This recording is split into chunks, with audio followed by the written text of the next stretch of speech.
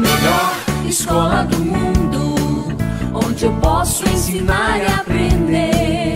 A palavra da sabedoria é a nossa EBD.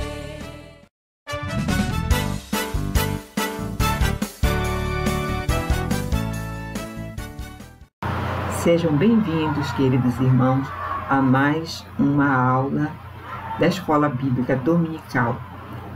Nós estamos fazendo uma revisão da revista do Apocalipse, do livro do Apocalipse, que nós estudamos no ano passado.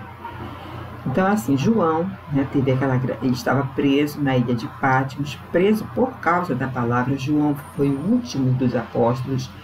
Ele estava em torno de seus 96 anos já, e ali chega para ele, se apresenta para ele o mais ilustre dos visitantes, o Senhor Jesus glorificado. Então ele tem a visão do Senhor Jesus glorificado ali, que diz para ele escrever em livro todas as coisas que ele iria ver a partir daquele momento. Então o objetivo do livro do Apocalipse, ele tem alguns objetivos. A gente vê assim um alerta, uma correção do Senhor Jesus em relação a alguns desvios doutrinários, algumas heresias que estavam acontecendo em algumas igrejas, alguma daquelas 7 igrejas ali da Ásia Menor. Quando a gente fala 7, irmãos, 7 é o número da plenitude, da perfeição. Nós queremos dizer que aquelas 7 igrejas estavam representando todas as igrejas da época, problemas similares, dificuldades similares as igrejas da época enfrentavam, também como as igrejas de todos os séculos, e a nós no século XXI, com certeza. Também o outro grande objetivo era consolar os crentes da igreja do primeiro século que sofriam extrema perseguição do Estado romano. Então, Apocalipse é revelação, significa revelação, porque ele é um livro controvertido, é um livro de difícil interpretação, com certeza, mas acreditamos que o próprio nome do livro, ele nos indica que o noivo jamais enviaria uma carta indecifrável para sua noiva. Então podemos sim entender o livro do Apocalipse e podemos ser extremamente consolados, alertados pelo livro. Sendo um livro de difícil interpretação, tem alguma interpretação, uma escola de interpretação correta? Não existe assim unanimidade na interpretação do livro. Nós trouxemos aqui 2 métodos, porque a interpretação desse livro ela vai depender muito, em parte, do método que você vai utilizar para interpretar o livro. Trouxemos aqui 2 métodos. O cronológico literal, que interpreta a leitura do livro de Apocalipse como se fosse uma história mesmo, com início, meio e fim, de forma linear, e literal porque, majoritariamente, isso não significa dizer que eles também não, especialmente os dispensacionalistas, que são os grandes representantes dessa escola de interpretação, literal, majoritariamente, eles interpretam ao pé da letra, né? Aí não significa que eles também não tenham interpretações simbólicas, mas assim, eu estou falando de forma majoritária. E a outra escola, que é representada pelo paralelismo progressivo de William Hendricks, ele defende o método cíclico e simbólico. Ou seja, são 7 sessões paralelas que contam a mesma história, acrescentando novos fatos a cada história contada. E ele faz isso 7 vezes, culminando com o ápice da história, que é o novo céu e a nova terra. Relembrando, queridos, estamos relembrando, para nós que amamos escatologia, João, em Apocalipse, na solitária ilha do Apocalipse, ele conta a história desde a primeira até a segunda vinda do Senhor Jesus, do nascimento de Cristo até a consumação dos séculos. Então, mas aí você pode perguntar, mas é onde tem o registro do nascimento de Jesus, né?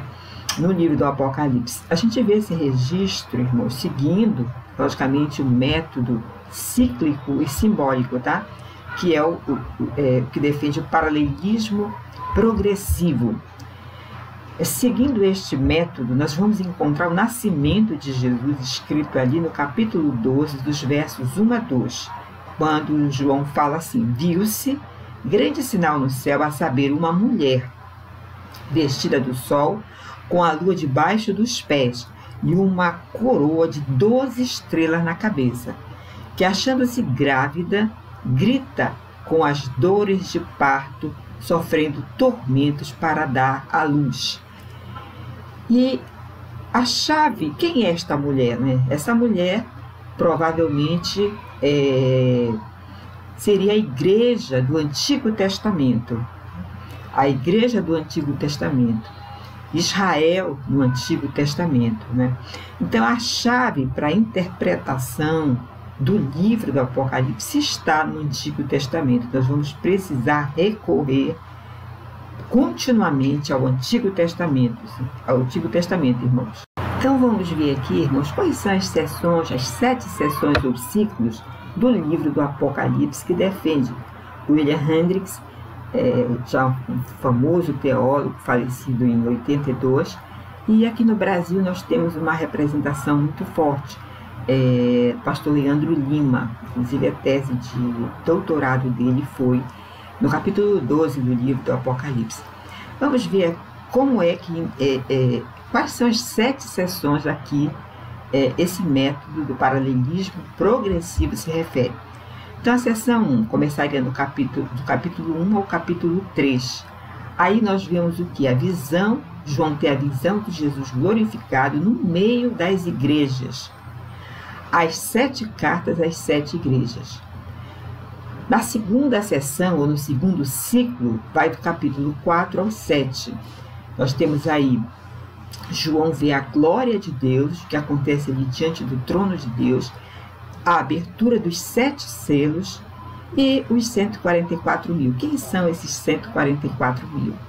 Na seção 3, o ciclo 3, nós temos do capítulo 8 até o 11, onde nós temos aí a descrição das 7 trombetas de Deus. Na seção 4, que vai do capítulo 12 ao 14, nós vemos aí a expulsão de Satanás do céu, naquela grande batalha escatológica entre Miguel e o anjo, entre o arcanjo Miguel e Satanás. Quando ele cai, ele é expulso do céu, tá? Nós vimos aí a descrição da perseguição que o dragão faz à igreja, e antes da igreja a gente vê a perseguição ao Cordeiro, ao Filho de Deus. Nós vemos o anticristo e o falso profeta. Na seção 5, ou ciclo 5, que vai do capítulo 15 a 16, ao derramar das 7 taças da ira de Deus sobre a terra. No ciclo 6, nós vemos do capítulo 17 ao 19 a queda da grande Babilônia, da grande prostituta Babilônia. E na seção 7, finalmente, que vai do capítulo 20 ao 22, nós temos aí o registro da grande consumação. Então, irmãos, a gente pode ver que nesse final, no ciclo 7, na seção 7, João vai recontar pela última vez a mesma história que ele começou lá no capítulo 1 ao 3, a mesma história, só que acrescendo novos fatos, os fatos finais da história da raça humana. O livro de Apocalipse, ele é extremamente fascinante. Ele é como se fosse assim um grande quebra-cabeças. Todas as peças estão lá. Estão lá e nos livros também, dos profetas do Antigo Testamento. Tá? A chave, lembre-se sempre disso, a chave para interpretação do livro do Apocalipse, a chave que abre, está lá no Antigo Testamento. Ele deve ser estudado de forma contínua. A gente não pode pegar o livro, dar uma lida rápida, nós realmente vai ficar muito difícil termos algum entendimento do livro. Estou falando assim, uma compreensão, né, superficial do livro. E essa compreensão, ela vai se aprofundando, ela vai acontecendo por etapas, e essa compreensão, ela vai se aprofundando, sim, à medida que a gente estude, vigorosamente o livro do Apocalipse. Aqui nós vamos ter o relato, um resumão das 7 igrejas do Apocalipse. Então, queridos, vamos fazer um resumão, aspectos bem gerais das 7 igrejas.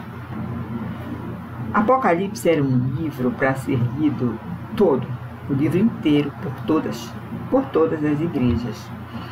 Ou seja, a gente não sabe exatamente se cada igreja tinha uma cópia de todo o livro, porque naquela época, né, ter um livro grafado, né, era assim para bem poucos, para os mais ricos. Mas o fato é que a carta que João escreve do Apocalipse era para ser lida toda, não só a parte concernente a cada uma das igrejas, mas todo o livro. Das 7 igrejas, nós consideramos, o Senhor Jesus considerou apenas 2 fiéis, onde nós não vemos ali nenhum tipo de ameaça, nem de crítica. A gente vê apenas elogios, incentivo, né? A gente sempre tem que lembrar, queridos, que o 7 significa plenitude, tá? Plenitude, então assim, plenitude, perfeição, completo, alguma coisa assim, fechada, redonda, completa.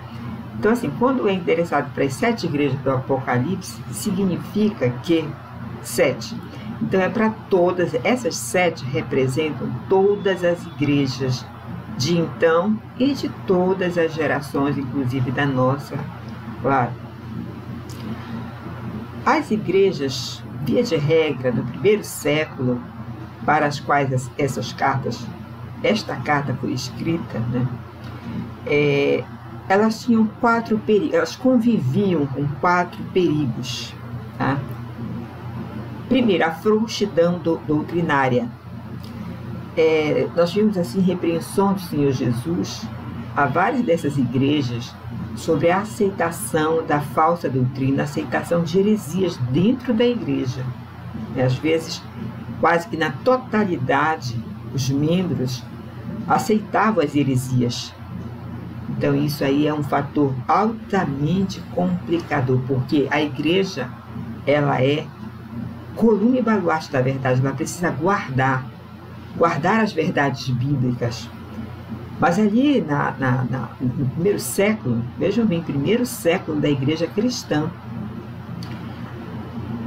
faziam que em torno de 70 anos que o Senhor Jesus havia ascendido aos céus, né? Havia acontecido a ascensão do Senhor.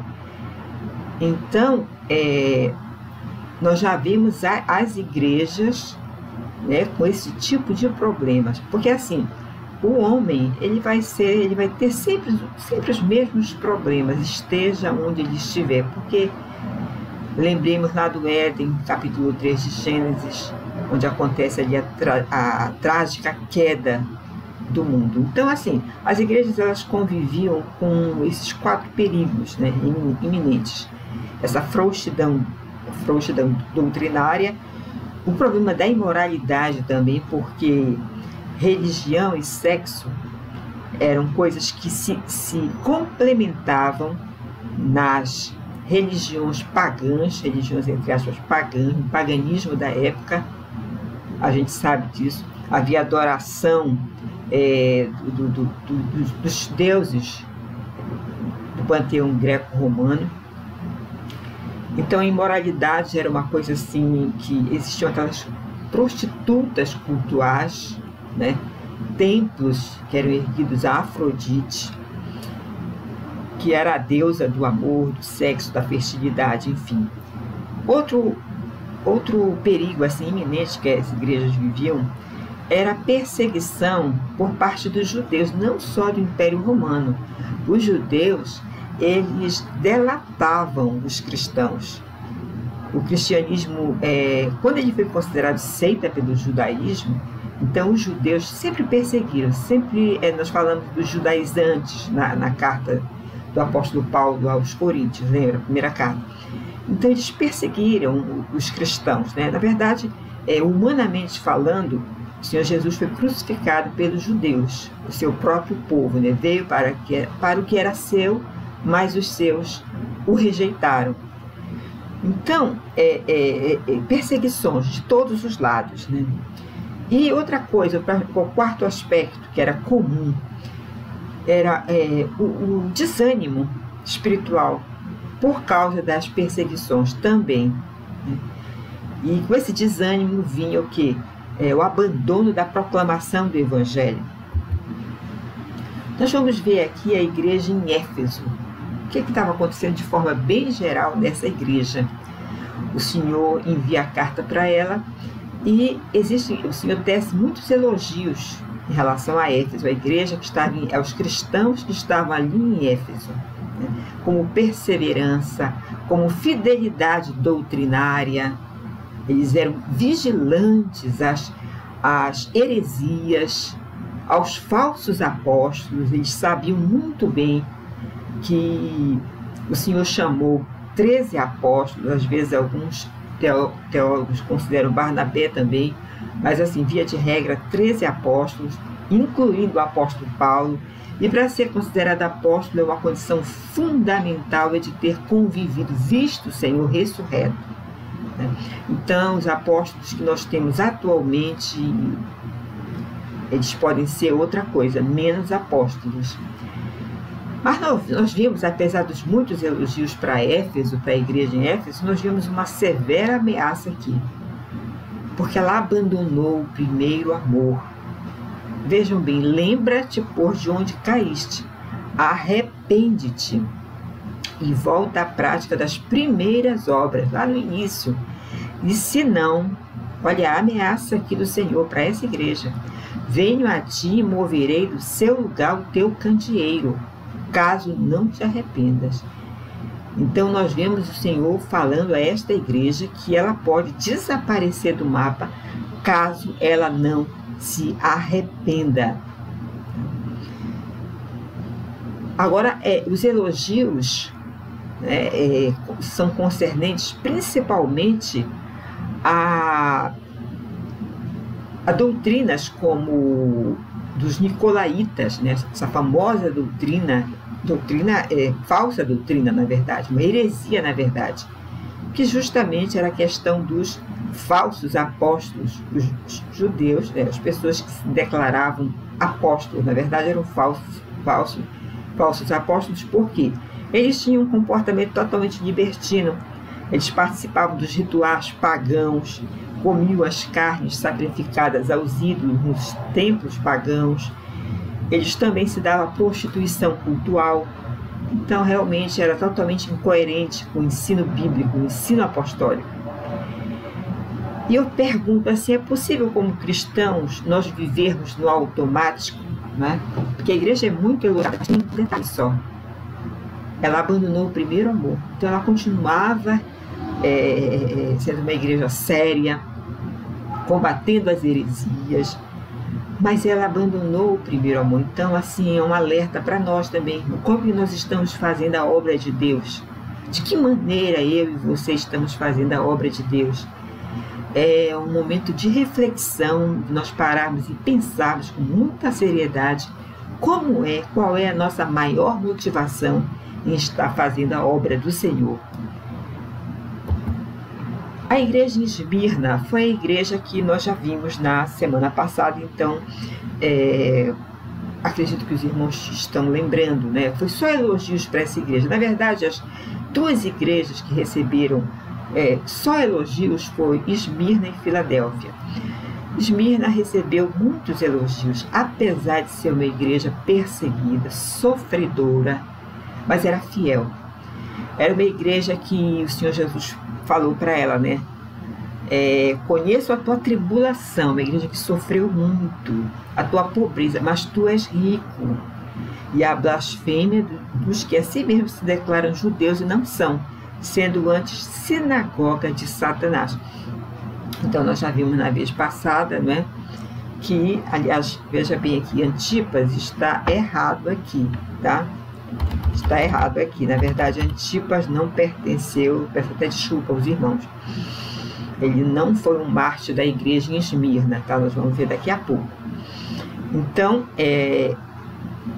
vamos contextualizar, né? Nesse tempo, o paganismo era fortíssimo, né?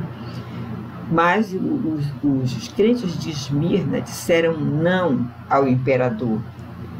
Eles diziam que só Jesus Cristo era o rei deles e Senhor, Kyrios, era Senhor deles. Então isso tudo moveu o Império Romano, o Estado Romano, porque eles não se dobravam diante do imperador. Então muitos eram mortos mesmo, tiveram seus bens expoliados, foram saqueados em todos os sentidos, mas não se dobraram ao culto ao imperador. E nós vimos assim com promessas alentadoras do Senhor Jesus, de consolo que Ele daria nas duras provas que ainda viriam sobre a igreja de Esmirna. Então é uma igreja que nós precisamos imitá-la, o procedimento dessa igreja. Pérgamo recebeu também elogios do Senhor.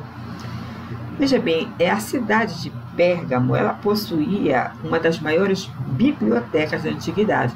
Então esse nome Pérgamo é oriundo do pergaminho, né?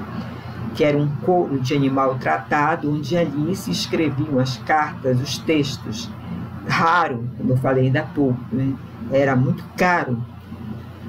Ele foi usado como um material da escrita, não é isso? Entretanto, a cidade de Pérgamo, ela se tornou, como via de regra era, irmãos, no primeiro século, enfim, né? Ela se tornou um centro de adoração pagã. Celebridades, onde eram celebradas adorações aos deuses, Zeus, Artemis, Dionísio, Asclépio, né? Asclépio, o deus da medicina. Então, assim, ela recebeu elogios, tá? Porque o Senhor falou para ela: conheço o lugar em que tu habitas, onde está o trono de Satanás, e que conservas o meu nome e não negaste a minha fé. Ainda nos dias de Antipas, aqui sim, Antipas foi realmente um mártir da igreja em Pérgamo, minha testemunha, meu fiel, o qual foi morto entre vocês, onde Satanás habita. Então ali, na cidade de Pérgamo, o trono de Satanás, o Senhor fala aqui, né? O trono de Satanás, por quê? Foi instituído lá o culto ao imperador, né? O culto ao imperador, ao rei, ao imperador.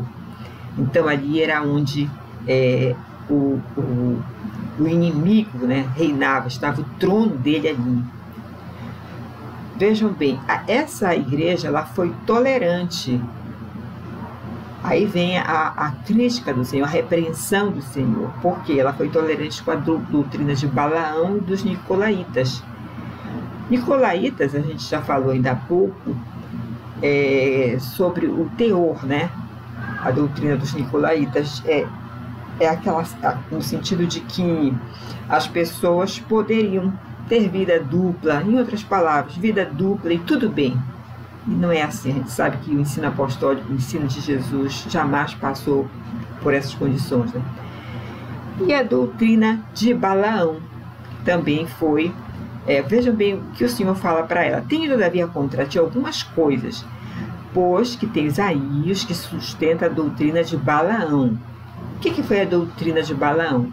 Ele ensinava a Balaque, né, o falso profeta Balaque, a armar ciladas diante dos judeus, dos filhos de Israel, para comerem coisas sacrificadas aos ídolos e praticarem a prostituição. Essa era a doutrina de Balaão.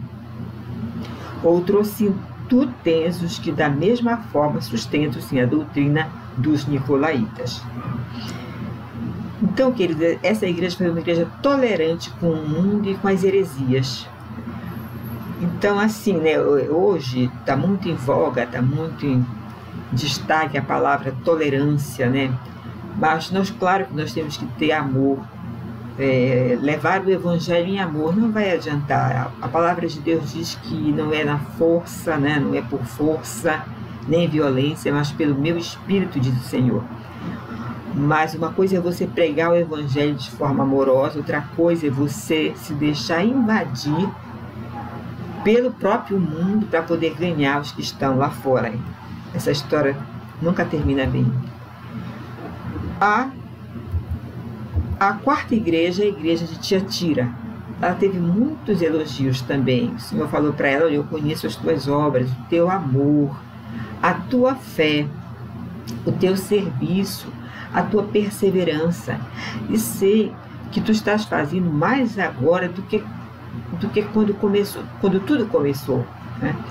Agora, tenho, porém, contra ti o fato de que tu toleras aí também Jezabel, aquela mulher que se diz profetiza, porém com seus ensinos induz os meus servos à imoralidade sexual e a comerem alimentos sacrificados aos ídolos.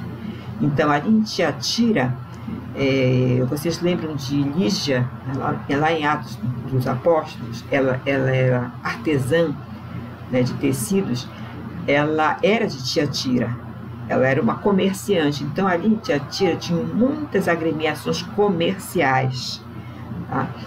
Agora, associações, é como se fossem grêmios, associações de trabalho.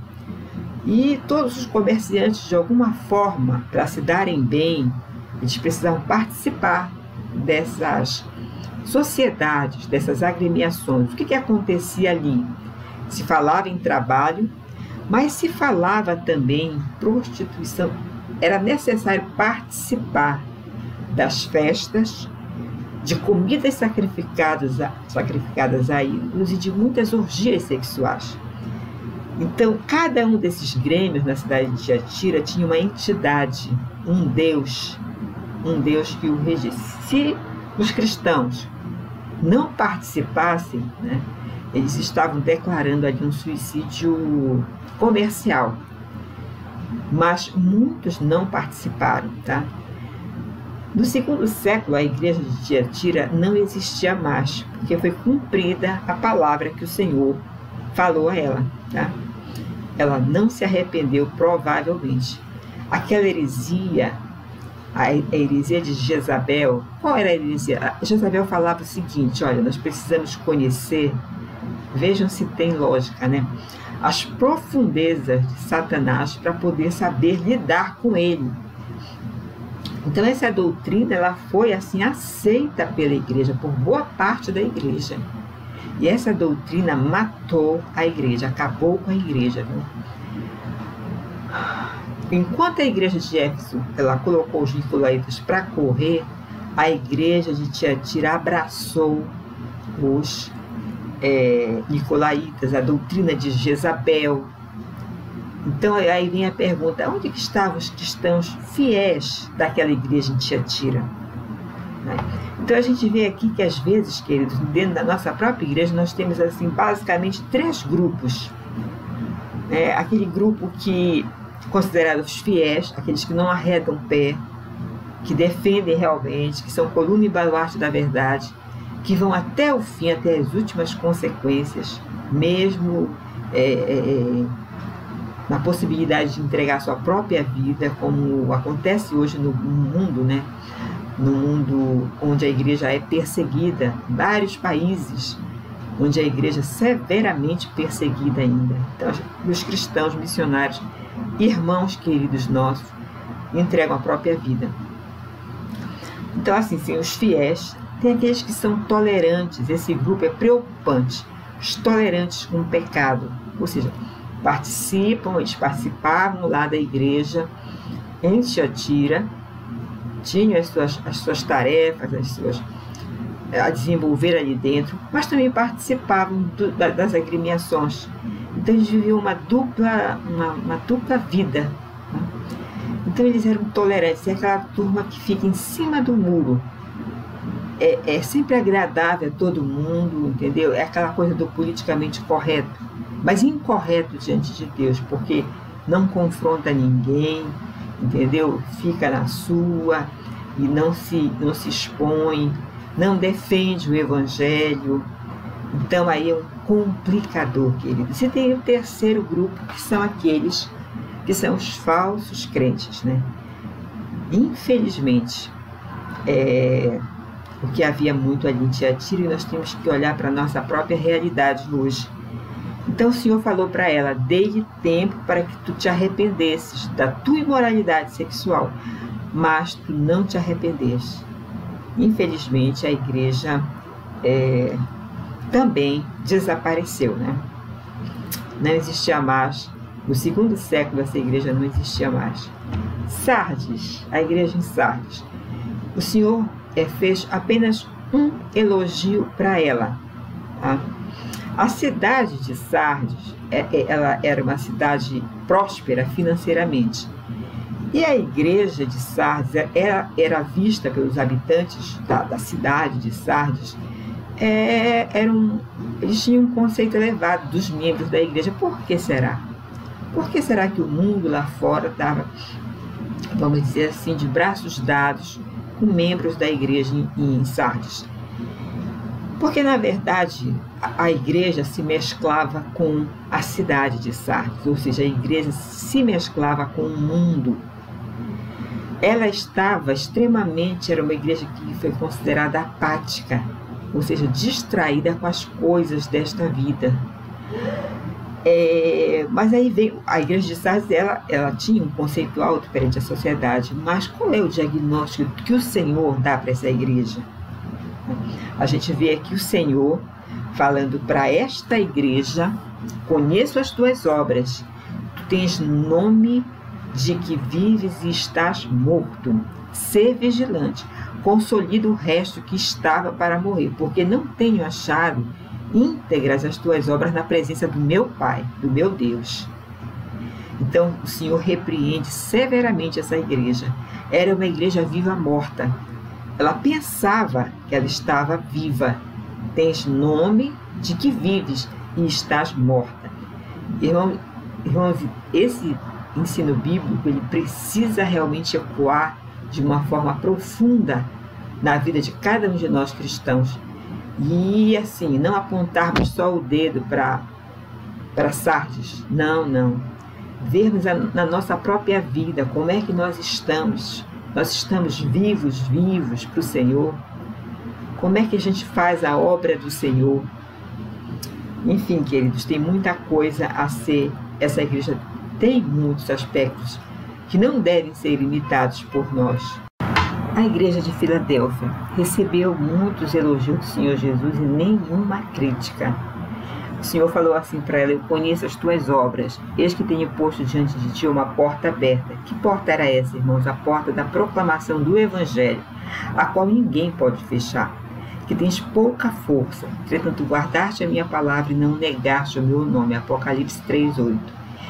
Então essa igreja, apesar de perseguida e por conta das muitas perseguições, muitas vezes se tornava fraca, como ele falou aqui, tens pouca força, mas ela foi perseverante, foi fiel até o final. Foi uma igreja missionária, não obstante a perseguição acirrada, primeiro dos judeus. Em cada cidade romana, queridos, tinha judeus espalhados por todo o mundo, e em cada cidade romana tinham judeus e sempre tinha uma sinagoga. O Senhor fala aqui sobre a questão de ser sinagoga de Satanás, né? Eis que farei alguns dos que são da sinagoga de Satanás, que assim mesmo se declaram judeus, mas não são, mas mentem. Eis que os farei vir prostrar-te aos teus pés e conhecer que eu te amei. Então a perseguição começou com os seus pares, com os próprios judeus. Desde que o cristianismo foi considerado uma seita para o judaísmo, e se apartou de ver do judaísmo, por conta de inveja, enfim, porque o cristianismo cresceu muito, ultrapassou em muito o judaísmo, os judeus começaram a perseguir né? Perseguia a igreja. E outra coisa, eles delatavam também os cristãos ao Império Romano, dizendo o seguinte: olha, eles aí, os cristãos, eles têm um rei sobre eles. Eles não adoram outro Deus. Eles não adoram, eles têm um rei, o nome dele é Jesus. Então vejam bem, então o Império Romano, a partir daí, né, mesmo porque os cristãos não se dobravam, acontecia naqueles dias, né, o culto ao imperador. O imperador romano, os Césares, eram considerados como se fossem deuses. E os cristãos, obviamente, não se curvavam diante disso. Então eram ameaçados, perdiam seus empregos e privilégios que pudessem ter, eram presos, sofriam torturas e até a própria morte. Mas foi uma igreja missionária. Interessante, queridos, que duas igrejas que foram mais elogiadas pelo Senhor Jesus são chamadas de pobre e fraca, que foi Esmirna e Filadélfia. E sofreram muitas perseguições, mas é muito interessante isso, que foram as duas únicas que representam o quê? 35% das 7. Então, das 7 igrejas, somente 2 foram consideradas totalmente fiéis ao Senhor. E a gente pode ver realmente, isso indica que o caminho sempre vai ser bem estreito, a porta apertada. Porque, queridos, a igreja de Laodiceia, em Laodiceia, era uma igreja muito rica. Vejam aí, comparem com a igreja que a gente acabou de ver, a igreja de Filadélfia. Era uma igreja rica, riquíssima, porque a cidade de Laodiceia era uma cidade próspera, rica. Ela tinha bancos, era uma cidade bancária. Também ali se fabricava um colírio, tinha uma faculdade de medicina e se fabricavam ali um colírio que era exportado para o mundo inteiro de então. Ela também fabricava uma lã especial que vinha, elas tinham rebanhos de ovelhas negras, né? E essa lã especial, esses tecidos especiais eram fabricados ali e exportados também. Então era uma cidade muito rica. Ela foi devastada e foi reconstruída sem recursos do Império Romano. Então, assim, não é coincidência, porque não existe coincidência, né, no reino de Deus. Então, as igrejas que eram pobres, né, e fracas foram aquelas que permaneceram fiéis até o fim. É claro que isso não é regra geral, mas isso indica que essa igreja ela começou bem. Ela foi fundada por Epáfras e começou muito bem. A apostasia veio depois. Essa igreja não tinha perseguições, ela não passou por nenhum tipo de perseguição. Nós estamos falando no final do 1º século. Entretanto, se tornou uma igreja apática, indiferente. Uma igreja indefinida. O Senhor mesmo fala para ela. Ele diz para ela assim: porque você é morno, nem frio e nem quente, eu estou a ponto de vomitá-lo da minha boca.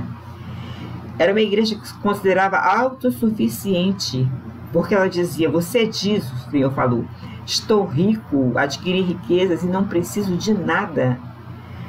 E aí vem uma coisa muito grave que acontece, irmãos. O próprio Senhor Jesus, ele falou sobre isso, né? A gente lê lá em Timóteo que o amor ao dinheiro é a raiz de todos os males. E nessa cobiça muitos se perderam. Então vem aí o auto-engano, ela não reconhecia os seus pecados. Ela apostatou da fé. O Senhor Jesus diz: eis que estou à porta e bato, né? Se alguém ouvir a minha voz. Então Jesus batia, ele estava do lado de fora da igreja de Laodiceia. Então vejam a situação, a igreja que apostatou da fé. É possível, então, o dono da igreja ficar fora da igreja? Claro que é possível. Nós estamos vivendo num momento, numa geração de apostasia. E vocês lembram que um dos indicativos para o retorno do Senhor Jesus seria a apostasia generalizada. É o que a gente vê hoje. As pessoas, muitos pregadores, pregando realmente heresias, queridos. Então, mas o Senhor Jesus a si mesmo fala para ela: se tu te arrependeres, né, sempre tenha esperança quando há de fato um arrependimento sincero. Então eu achei interessante essa frase do pastor Augusto Nicodemos, considerando os dias tão difíceis que nós estamos vivendo. Nunca os evangélicos cantaram tanto e nunca foram tão analfabetos, tá, de Bíblia. Nunca houve tantos animadores de auditório e tão poucos pregadores da palavra de Deus. Então é um retrato da igreja na nossa geração. Que Deus tenha misericórdia de nós, que nós possamos proclamar o Evangelho a tempo e fora de tempo. O primeiro campo missionário é dentro da nossa própria família, dentro da nossa própria casa, nos nossos locais de trabalho. Você pode dizer, eu não sou missionário. Nós somos sim, queridos. Nós recebemos um chamado, e todos nós, não só os pastores e missionários oficiais, devem proclamar o Evangelho. Nós precisamos proclamar esse Evangelho e não ter receio, não ter medo. O Senhor garante. Ele garante, o Evangelho só não vai dar certo se ele não for proclamado. Que Deus nos ajude, irmãos, que nós possamos ter mais apego à palavra de Deus, para não sermos enganados por qualquer vento de doutrina. Que Deus nos abençoe. Semana que vem nós vamos entrar na etapa número 2, começando com o capítulo 4. Tenha um excelente domingo, um abençoado domingo, você e toda a sua família. Amém. A melhor escola do mundo, onde eu posso ensinar e aprender.